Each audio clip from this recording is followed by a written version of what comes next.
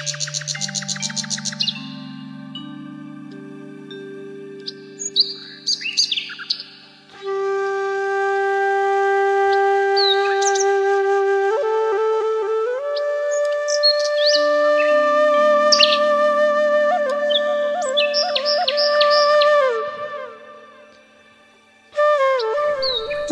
আলাইকুম, আমি নাহিদা। কেমন আছেন সবাই? আশা করছি আল্লাহর রহমতে ভালো আছেন। আলহামদুলিল্লাহ, আমরাও ভালো আছি।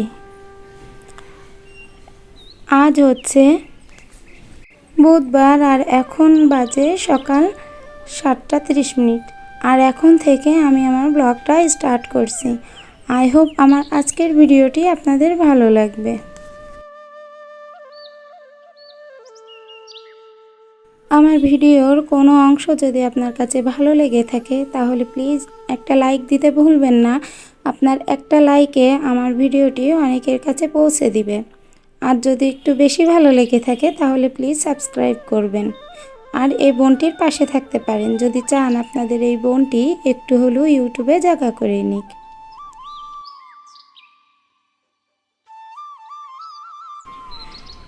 প্রতিদিনই প্রায় একই কাজ দেখানো হয়ে ওঠে, কেননা একই ধরনের কাজ ঘুরিয়ে ফিরিয়েই বারবার করা হয়।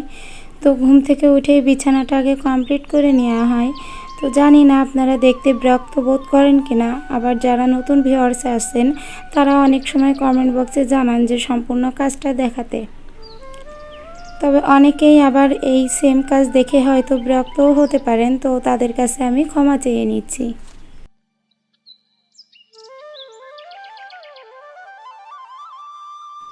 রুমের বেডটা যদি একটু গোছানো থাকে তো রুমটা অনেকটাই ফ্রেশ লাগে, মনে হয় রুমটা একটু হলেও গোছানো আছে। কিন্তু বেডটা যদি একটু নোংরা হয়ে থাকে তবে আমার ভালো লাগে না দেখতে।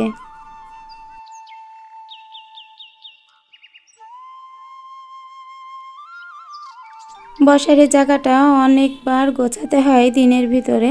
তো কি আর করব, এটা তো যেহেতু সোফা না, এই জিনিসটা বারবার সরে যায়। যে ফোমটা তলে আমি দিয়েছি সেই ফোমটা অনেকবার করে সরে যায়। আর বাসায় তো বাচ্চা কাচ্চা আছেই, তারা এরপরে বসে তো চুপচাপ বসে থাকে না, অস্থিরপানা করতেই থাকে। তো যে কারণে জিনিসটা বারবার হয়তো নেমে আসে।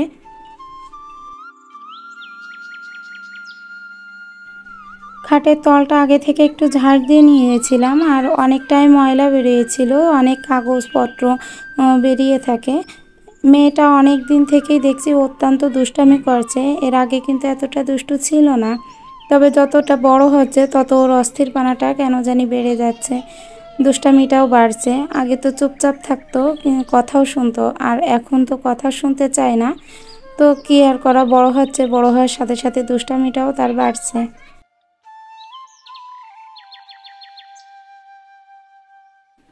আজ আমাদের ম্যারেজ ডে। আজ 16টা বছর পার করে ফেললাম। আজ 16 বছর পূর্ণ হলো আমাদের। তো সে উপলক্ষে যে কিছু করব সেটা কিন্তু কখনোই করি না। এটা আমার হাজবেন্ডের পছন্দ না যে যে কোনো জন্মদিন হোক কি বিবাহবার্ষিকী হোক, যেটাই হোক সেটা পালন করতে হবে, এটা ওনার পছন্দ না।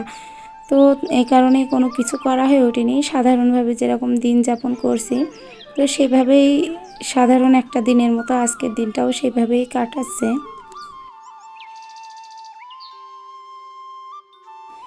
রুমটা একটু ভালো করে গুছিয়ে নিয়েছি, বাবুর রুমটা আর আমাদের রুমটা তো দেখালামই গোছানো। আর এদিকে একটু ডিমটা ভেজে নিব। ডিমটা একটু পেঁয়াজ দিয়ে ভাজবো। আমি পেঁয়াজ দিয়ে ডিম ভাজি খাই না, তবে এটা অমলেট করছি, কেননা আমার হাজবেন্ডের জন্য করছি, উনি অফিসে এটা নিয়ে যাবে।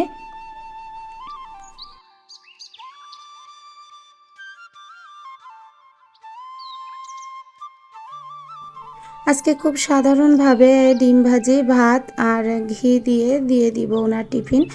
আর কোনো ঝামেলার ভিতরে আজকে গেলাম না, যেহেতু ঘুম থেকে উঠতে একটু লেট হয়ে গেছে আজকে। তো কোনো কিছু তৈরিও করতে পারবো না ঝটপট করে, উনি তো আবার চলে যাবে, যে কারণে আছে আমাকে খুব তাড়াতাড়ি করে এগুলা আছে ডিমটা ভেজে নিতে হচ্ছে। তো কাঁটা চামচ দিয়ে ডিমটা আর কি চারি সাইডে একটু পেঁয়াজ দিয়ে ছাড়িয়ে দিচ্ছিলাম পেঁয়াজগুলা, যাতে একটা জায়গায় দলা হয়ে সিদ্ধ না হওয়ার অপশানটা বেশি থাকে।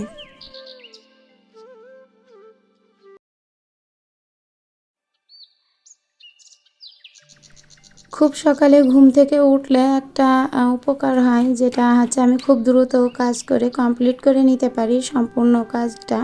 আর যেদিন একটু ঘুম থেকে লেটে উঠি সেদিন তো কিছুই করতে পারি না, অনেক হুটোপাটা লেগে যায়। আর আমার সংসারে যেহেতু আমি একাই, একটাই মহিলা মানুষ, আর হচ্ছে 3 জন পুরুষ মানুষ, তা পুরুষ মানুষরা যেমনটা হয় ঠিক তেমনটাই আমার বাসার মানুষগুলাও। তো ওনারা শুধু খায়, হাতটা ধোয় আর প্লেটগুলো রেখে দেয়, আর শুয়ে থাকে, ঘুমিয়ে থাকে, এটাই ওনাদের কাজ। আর আমার তো সারাটা দিন যতবার খাওয়া আছে ততবার মাজা ঘষা তো আছেই, আর সাথে রুম গোছানো। ইউটিউবে একটা কাজে যদি 1 ঘন্টায় একটা কাজ কমপ্লিট হয়, তো আমাকে সেটা 1.5 ঘন্টায় হয়তো কমপ্লিট করতে হয়।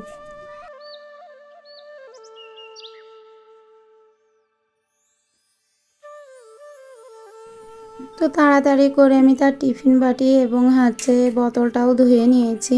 এবার ঝটপট করে টিফিনটা ভরে দিতে পারলেই আজকে সকালকের মতো একটু হলেও স্বস্তি পাবো। আর এদিকে তো আমার হাজব্যান্ড হচ্ছে বাইক বেরো করে ফেলেছে, এদিকে ডাকাডাকিও করছে যে দ্রুত করো, সময় নেই। আজকে ওনারও লেট হয়ে যাচ্ছে অফিসে যেতে, তো কী আর করা, এগুলো কমপ্লিট না করে তো আর ওনাকে দিতে পারি না।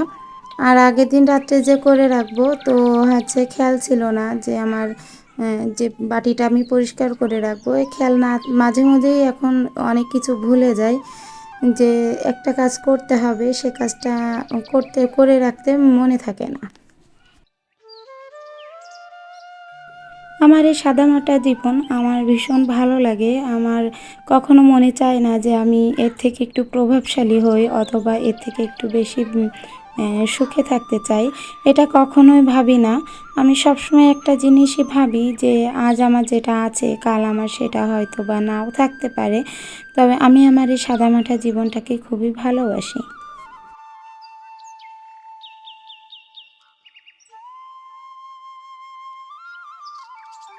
আমার এই 16টা বছর যে পার হলো আজ, তো সেটাও অনেক ঘাত প্রতিঘাতের মাধ্যমে। তো সেখান থেকে অনেকবারই ধাক্কা খেয়েছি, পড়েছি, আবার হয়তো উঠে দাঁড়িয়েছি। তবে ভাবেই চলেছি, কখনো হাল ছেড়ে দেয়নি, আর আল্লাহর রহমতে হাল ছাড়বও না।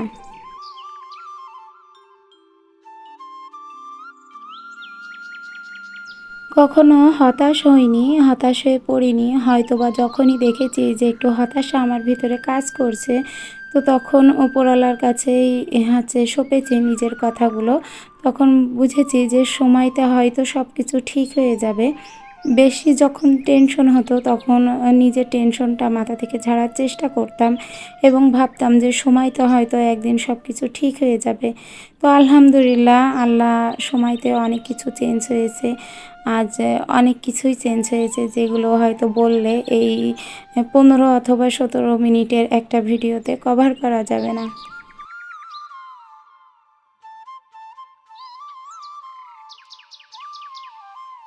জীবনে আমরা চলার পথে কিছু ছোট ছোট কাজ করে যাই, তো যেগুলো যখন করি তখন তো বুঝতে পারি না যে আমরা কতটুকু কী করছি, কিন্তু যখন সে কাজের ফলাফল পাই তখন দেখা যায় মহৎ হয়তো কিছু করে বসে আছি। তো সেই আনন্দগুলো হয়তো তখন দ্বিগুণ হয়ে যায়।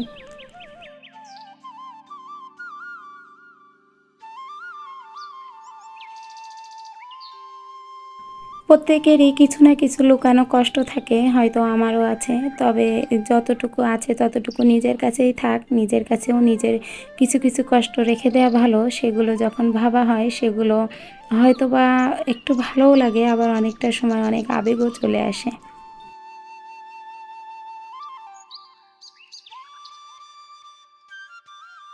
অন্যের জন্য যতবার কাজ করেছি ততবার যে কী আনন্দ পেয়েছি এটার ভিতরে আসলে ভাষায় প্রকাশ করার মতো না। কিন্তু সত্য বলতে ততবার বাঁশও খেয়েছি। মানে প্রচুর পরিমাণে বাঁশ হাতে নেওয়ার ক্ষমতা আমার আছে, যে কারণে যতবার বাঁশ খাই ঠিক ততবারই তাকেই, মানে তাদেরকেই আর কি উপকার করতে যাই। আর এটা আমার খুব ভীষণ একটা খারাপ স্বভাব, যে আমি কারোর কষ্ট একটু সহ্য করতে পারি না। যদি দেখি যে কারোর কষ্ট হচ্ছে, তো সেখানে নিজে আগে যেয়ে তার কষ্টটা আর কি সারানোর চেষ্টা করি। আমার যদি যতটুকু সামর্থ্য আছে সেই সামর্থ্য অনুযায়ী। প্রতিবারই এই দিনটাতে আমি কিছু না কিছু স্পেশাল রান্না করার চেষ্টা করি। তবে এইবার একটু ভিন্ন রকম করলাম। শুধু আলু ভর্তা, ডাল করলাম। যেটা দেখে অনেকে ভাবতে পারেন হয়তোবা কেন করলো? তবে তেমন কিছুই নাই। এমনিই হঠাৎ করে মজা করে করলাম এটা। ডাল আর আলু ভর্তা রান্না করলাম। এটা আমার বাসায় খেতে ভীষণ পছন্দ করে সবাই। আর মাংস তো প্রতি সপ্তাহে খাওয়াই হয় কিংবা স্পেশাল বিরিয়ানি এগুলোও খাওয়া হয়। তা আজকে ভাবলাম একটু অন্যরকম করি।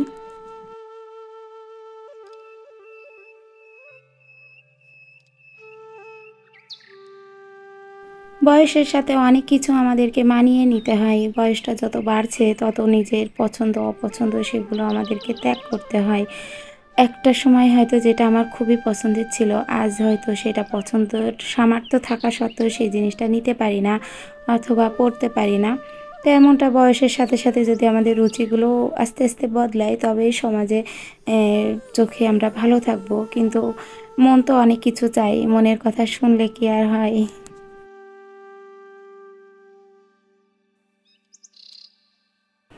জীবন মানেই কিন্তু সুন্দর নয়, তবে সাদামাটা একটা জীবন সত্যিই অনেক সুন্দর।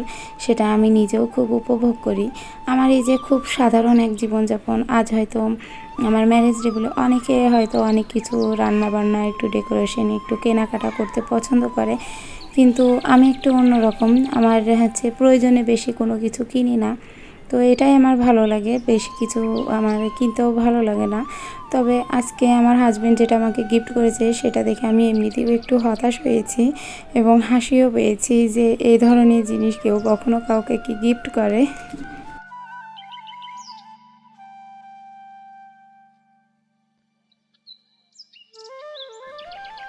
জীবনকে বেশি জটিল করে তুলবেন না। দেখবেন সাদামাটা একটা জীবনের মতো এতটা সুখ হয়তো আপনি কোথাও পাবেন না। কিন্তু আমরা জীবনে যত উম বেশি কঠিন করে ফেলবো, জটিলতা ততটাই বাড়বে। আর নিজের সুখটাও হয়তো তখন আমাদের হাতের নাগালে হয়ে যাবে। হাতের বাইরে থাকা সুখটাকে হয়তো অনেক সময় ছুঁতে যেয়েও পারবো না।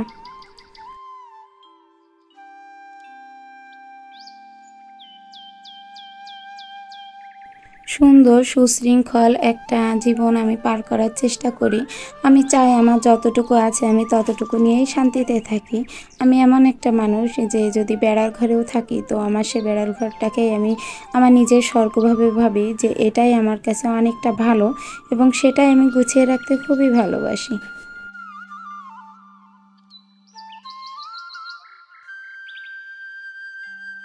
জীবনটা অনেক সুন্দরও হতে পারে। এর জন্য খুব বেশি কিছু প্রয়োজন নাই। প্রয়োজন আপনার সাহস। যেটা সবথেকে বেশি প্রয়োজন যে আপনার সাহস, আপনার নিজের ইচ্ছা শক্তি, আপনার নিজের কল্পনা শক্তি এবং অল্প কিছু টাকাকড়ি। যদি এটাই থাকে তো আপনার জীবন হতে পারে অনেকটা সুন্দর। আর সেই জীবনটা উপভোগ করতে শিখুন। আমার হয়তো আজ দামি গাড়ি নাই, দামি বাড়ি নাই। অথচ আমার আল্লাহর রহমতে সুখের কোনো অভাব নাই।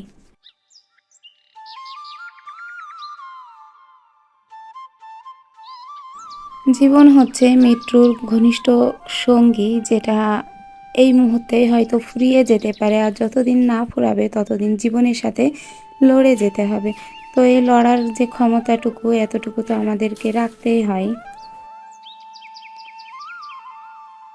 মৃত্যুর চেয়ে কঠিন হচ্ছে জীবন, কেননা জীবনে দুঃখ কষ্ট, উম, আশা হতাশা, সুখ দুঃখ যেটাই বলেন না কেন সবটাই উপভোগ করতে হয় এই জীবনে। আর মৃত্যু তো শুধুমাত্র এগুলো থেকে মুক্তি দেয়। তো মৃত্যুর পরে তো তেমন কিছুই হয় না, কিছু ভোগ করার মতোও না। যত যেটাই হোক না কেন সেটাই এই জীবনে করতে হয়। তো আজকে অনেক রোদ দেখে পুরো হচ্ছে কাপড় ঘরে যেগুলো ছিল সবগুলো কাচাকুচো করছি একটু। তো যতটুকু শুকিয়েছে এতটুকুতেই হবে আর বাদ বাকিটা এমনিতেই শুকিয়ে যাবে বাতাসে।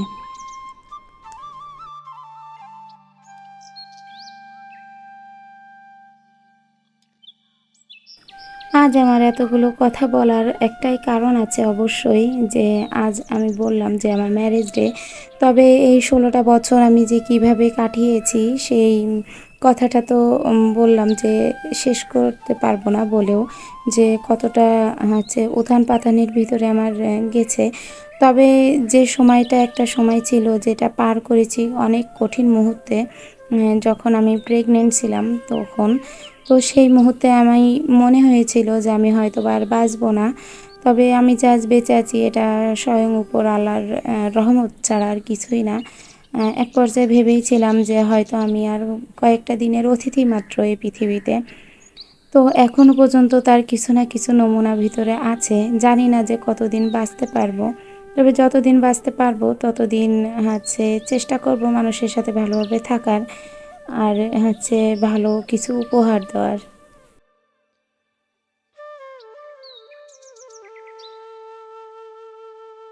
তো আমার বিবাহবার্ষিকীর গিফটগুলো আপনাদেরকে একটু দেখাই, দেখে প্লিজ হাসবেন না। এই যে এই ক্লিপগুলো দিয়েছে আমাকে কাপড় নাড়ার জন্য।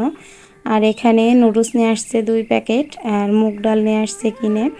আমি মুগ ডাল খেতে একটু পছন্দ করি, তো মুগ ডাল নিয়ে আসছে। আর 2 খাঁচি ডিম নিয়ে আসছে আমার জন্য, 5টা রসগোল্লা নিয়ে আসছে, সন্দেশ নিয়ে আসছে, আর এই তো ড্রাগন নিয়ে আসছে। এইটাই আমার ম্যারেজ ডের আর কি গিফট। তো কি আর করা, সন্ধ্যার দিকে একটু নুডলসটা তৈরি করলাম, যে এটা তৈরি করে সবাইকে দিই। তেমনভাবে কিছুই তো করলাম না সারাদিন, তো এটা করি। আর এক জোড়া জুতা দিয়েছে, তো জুতাটা আর কি ভিডিও করে উঠতে পারিনি, পরবর্তীতে ছবিতে আমি ক্যাপশনে দিয়ে দিব। তো নুডলসটা রান্না করে তারপরে সবাইকে আর কি নাস্তাটা করাবো। অন্যান্যবার কেক তৈরি করি এই মুহূর্তটাই। তো এবার আমার ওভেনটা অন করার তেমন কোনো অপশান পাচ্ছি না, যে কারণে আমি কেকটা তৈরি করছি না। তো নুডলসটা তৈরি করতে করতে আমার ক্যামেরাটা আর কি বন্ধ হয়ে যায়, একটু সমস্যা হচ্ছে ফোনটায়, সে কারণে কিছু কিছু ক্যামেরা করলেও দেখা যাচ্ছে সেটা বন্ধ হয়ে থাকছে হয়তো, সেই কারণে আমি ভালোভাবে ক্যামেরাটা করতে পারছি না, কি ভিডিওগুলো সঠিকভাবে দিতে পারছি না। তো যাই হোক, আমার আজকের ভিডিওটা এই পর্যায়ে শেষ করছি। দেখা হবে পরবর্তী কোনো ভিডিওতে। ততদিন ভালো থাকবেন, সুস্থ থাকবেন, আর এই বোনটির পাশে থাকবেন। আল্লাহ হাফেজ।